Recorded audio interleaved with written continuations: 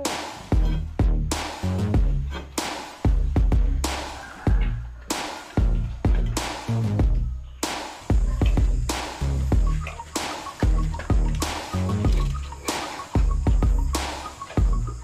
Meron na siyang isasalpak na lang dito. Pina, tubig.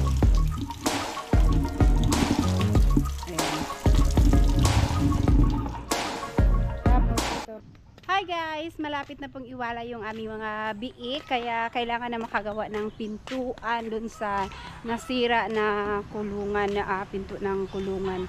Kaya gagawa si Buyog ng pinto siya na gawa sa semento. So hindi ko alam kung anong gagawin niya dun sa pinto, na pwede naman daw tanggalin pagkatapos na ilagay pagka maglabas na ng mga baboy, pag lumaki na sila. Kasi syempre pag walang pinto hindi na mabubuhat yung baboy. So ayan, nandito na tayo. Ayan guys, sira kasi itong kulungan ng baboy namin, yung pinto, kaya lagyan ni Buyog ng pinto, pero kakaibang pinto yung gagawin niya. So ayan yung purmas, yung gitna niyan is siya, mayroong space. Hindi ko alam kung hindi yan mauga ng baboy pag malalaki na sila. Sa biik siguro pwede, kasi hindi yan basta-basta makaya ng biik. Pero pagka ganyan na sila kalalaki, mga nasa 80-90 kilos no, 100, hindi ko alam kung kaya pa rin niyang i-hold yung mga ilalagay ni Buyog dyan na pinto. At syempre, ito yung gagamitin niya na pang sara dyan. Isisemento siya. So, magsisemento si Buyog lang para ilagay niya dito. Alright, so ayan, ginagawa pa niya, hindi pa siya tapos. Ito munang sa poste ang kailangang matapos. Tapos, pag okay na yan, yun namang mga ilalagay niya dyan na pinto.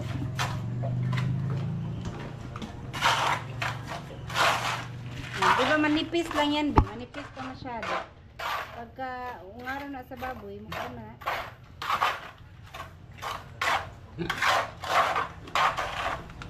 Ayan, hindi ko na na-videohan. Meron din niyang mga nilagay niya dito sa gilid na yung mga wire.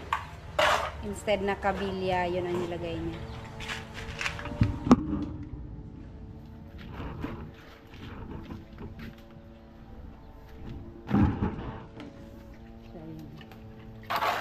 Pako yan nilagay mo yung gilid para may makapitan yung semento, ha? Concrete name. Concrete name. At syempre update sa ating mga biik, kaya katatapos silang kumain. So as usual, pagtapos yan silang kumain, wala nang ibang ginawa din kundi matulog. Yan, tulog lang mga yan. May pagkain pa sila, hindi na ubos. Ito 3 days na ata to mula nung na-inseminate. Wala namang lumabas sa kanya, kaya sana tuloy-tuloy hanggang 21 days para mabuntis na siya. So ayan na po guys ang kanyang pinto. So ito yung formas niya para makagawa ng pinto. Yan, ilalagay dito sa pintuan. So ito, dito niya, pag inalis na itong kahoy na to, meron na siyang isasalpak na lang dito. Tubig. Ayan. Tapos ito, lalagyan niya ng kabilya. Naka-ready na yung kabilya niya dyan para matibay siya, hindi madurog. Manat na Sampaon. Alright. Ayan. Nagmerienda ang aking mga baby pig. Merienda sila. Siguro mga 1 week pwede nang ilipat dito yan.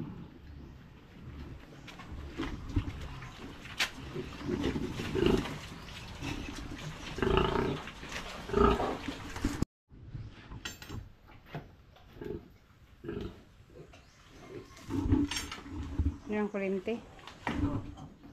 Then out. nakasaksak.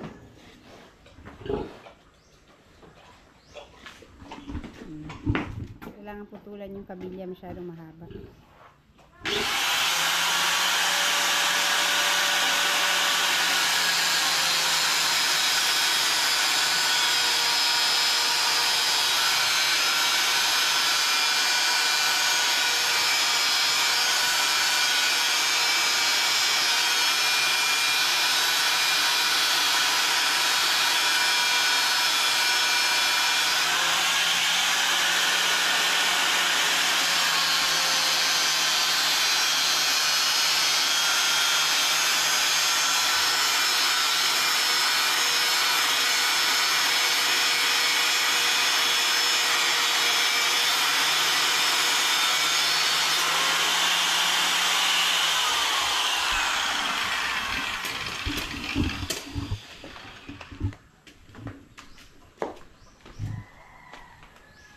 Yan, para dyan.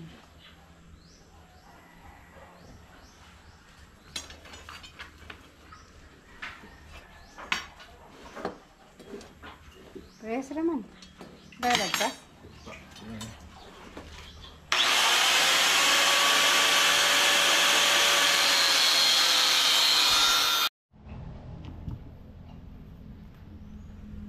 Ulaw na. Aray, Init pa. init. Lang. Sabihin ko sana, iurong mo yan dito. Kaya dito di mainit. Nasa, ano nga pala yun, sa hito pala. Siminto. So, ayan. Dito, slicein yan. Ayan. I-slice mamaya. Okay. Para magaan na salpak doon.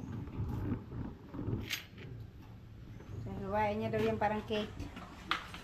Tsaka ito naman gagawa siya ng gagay na isa.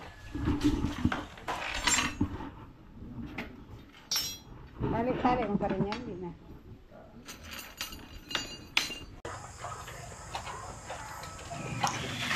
Ayan, hindi na siya masyadong malambot. Medyo matigas na ng konti. Kaya, ayan, sinusukat lang siya para pwede na siyang hiwain para pagka natuyo na hindi nagdikit-dikit.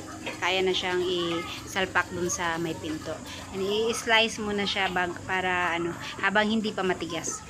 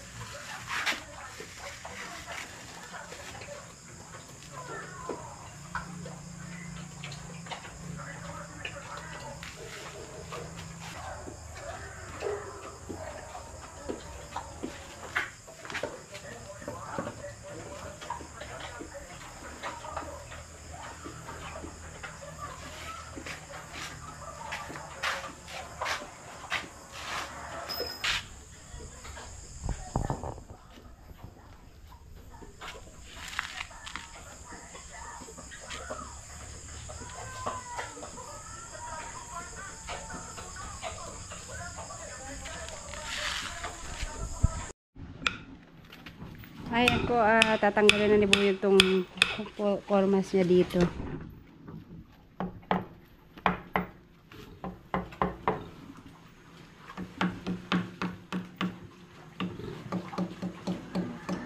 Hindi kaya mag-crack yan.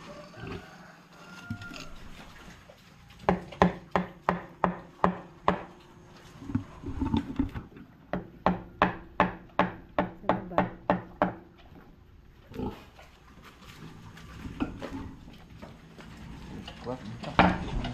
Bara. Lang bara. Saka itong dito sa kabila, oh.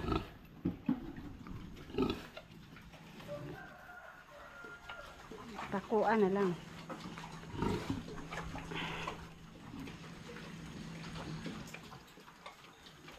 Ayan, ano na yun.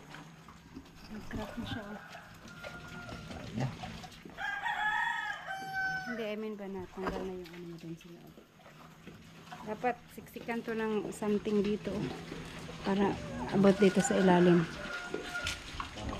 Kahoy, bara wala. Pati itong sa kabila kailangan din tanggalin. At saka ito yung pinto niya. Ayan. Pinto ng kulungan. Para dyan. So, ba't may numbering to? Ako ano yung nauna. Ito, sedimento lahat muna ni Buyog, binuhusan. Mayroon tong mga kabilya. Tapos, nung medyo, ano na siya, yung hindi nabasa, malambot pa lang, kinating na niya, hiniwa na, slice na. Pero, i-testing lang din namin to kung hindi mabilis masira. Kasi baka mamaya, pag malalaki yung mga baboy, masyado silang malalakas na. Nuuntog-untog nila yan, kaya tingnan namin kung hindi ba mabasag agad. Siyempre, update sa aking mga biik, sa mga biik namin. Ayan na sila ngayon. Lalaki na rin. Ito sa ano. Ano na to? Winala ito nung 21. So, ngayon ay ano bang 6? Ay, 7. March 7. 21, 8, 9, 11, 12, 13, 14. 15 days. Parang 15 days mula pagwalay. 15 or 16 days mula pagwalay. Ayan na sila kalalaki.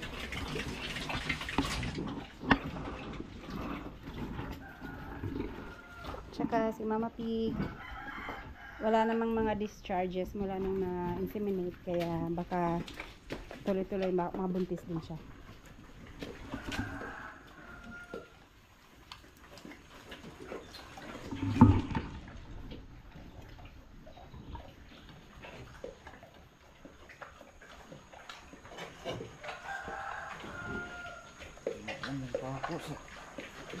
Pinakuan mo yung sa ilalim, diba? Binigyan mo masyado yung pako.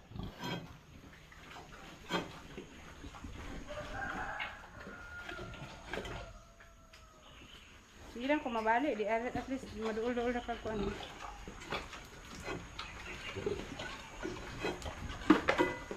Yan, natanggal na. Okay.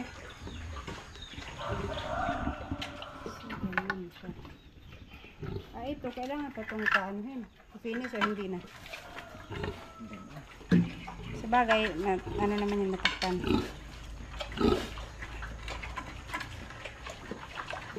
Pero ito, kailangan, patigasin muna mga 2 weeks.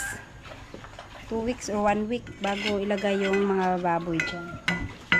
Sakto pa lang naman sila dyan sa loob para at least hindi rin sila malamigyan masyado. Hindi sila magtai. Pag nalamigan kasi ang baboy, mabilis magtai. Ayan, at saka, ayan. So, ano niya.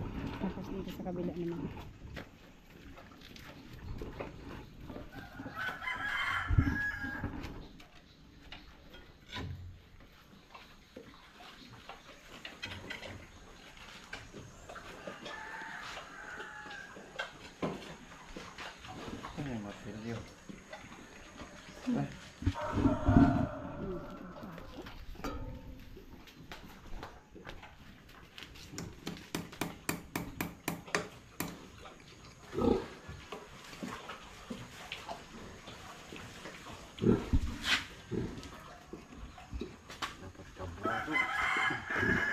Kung kabra, bili tayo ng kabra pag mapunta tayong Dipolog.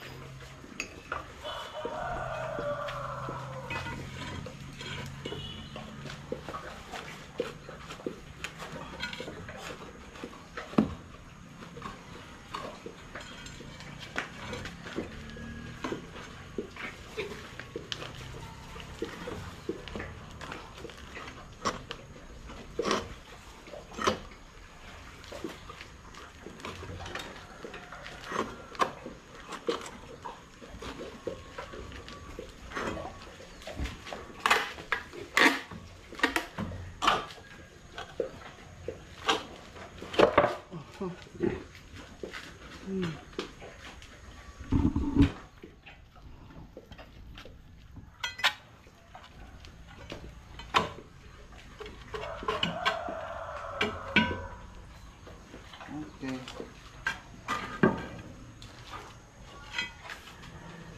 Ito. Hindi na kailangan ano naman.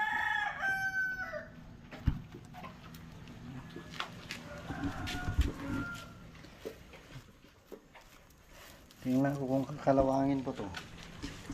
Baka nung tug-untog to ng baboy, mabasag tong ano. Tapos, eto na.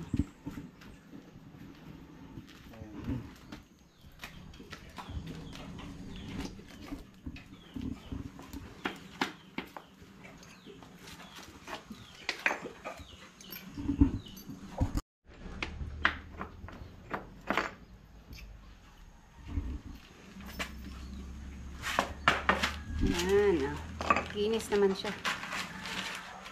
Malik naman yata ito nga. Hindi mo na yun, matabas na yun.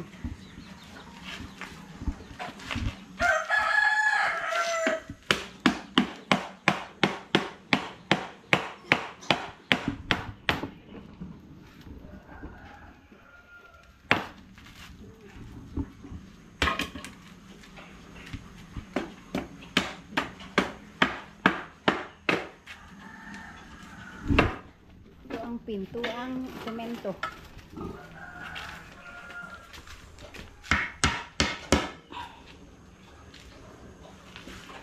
Na, ang bigat naman ata ang bawat isa nito, be. Ang bigat ng bawat isa. Ano lang yan? Mga 5 kilo.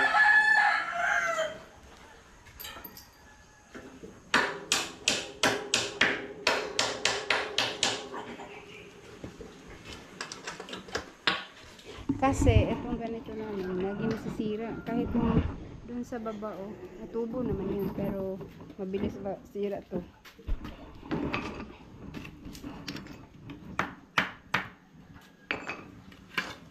Alright.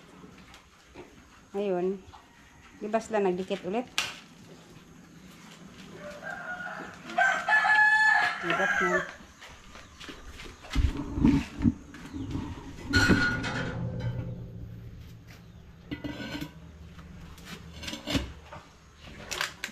Ay, hindi naman talaga.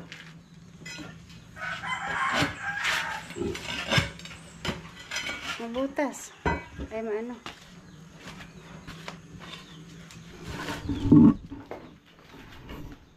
Okay.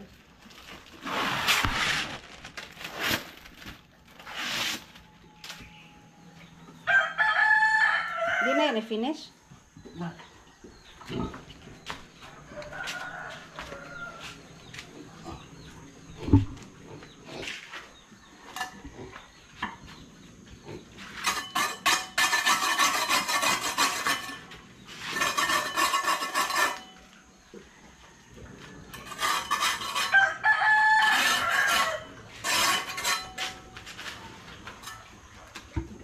Kaya mo ilagay.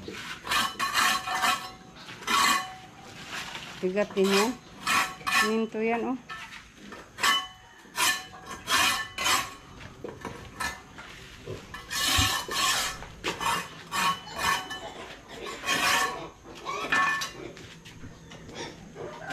Ito lang.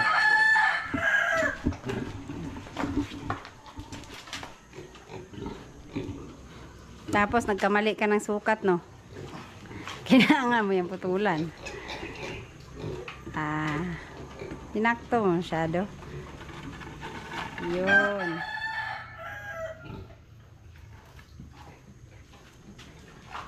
Sus, baka mamaya untog-untogin nila yan, be. Pag mga biik pa, kaya hindi pa yan kaya. Pero pagka mga 100 kilos na yan sila.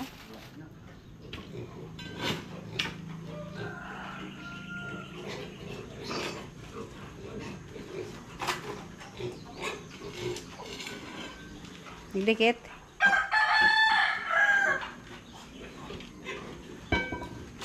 Ayan. Nagdikit lang ng konti.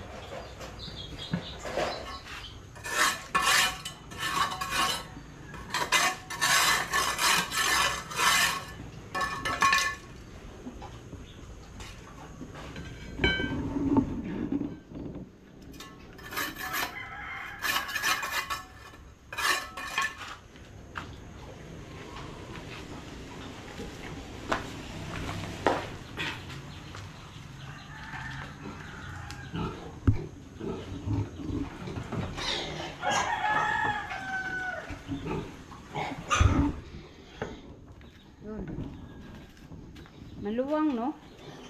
At least, pag ilagay mo dito yung bagong walay, hindi sila lulusot. Dati, ang ginagawa namin dyan, yung ganito, kagaya nito, nalusot sila dito, kaya nilagyan ng maliliit ni buyog to. Kasi, eto, pag ganito lang kalalaki, lulusot yung mga bagong walay. Pero ito, nilagyan niya ng maliliit. Pero,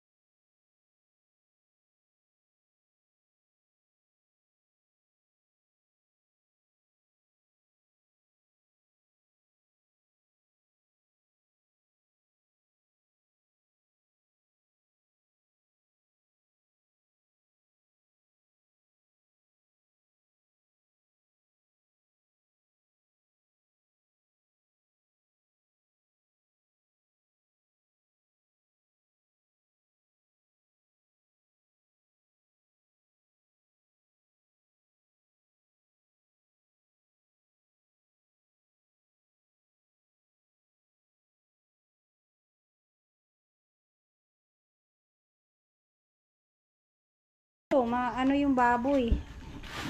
Bawal sa baboy yung ganyan mga semento. Magtatai sila. Kaya dapat patagalin muna ng konti bago lagyan ng baboy.